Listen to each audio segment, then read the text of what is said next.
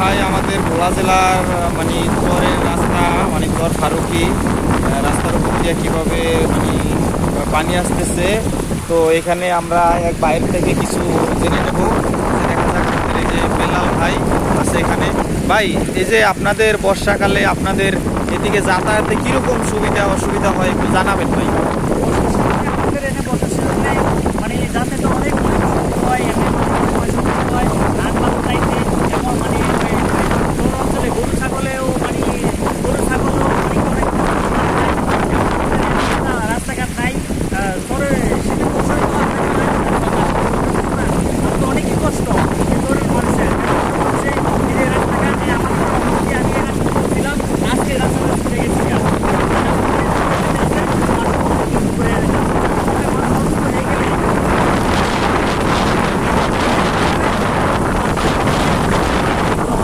এই যে দেখুন ভাই, এই যে রাস্তার উপর দিয়ে কীভাবে পানি যাচ্ছে।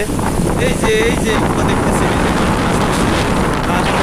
মানুষের বাড়ি ঘর মানে সব চারপাশ পানি।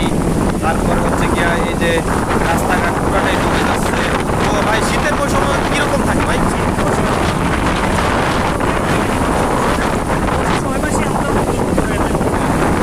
ও আচ্ছা, ঠিক আছে ভাইয়া।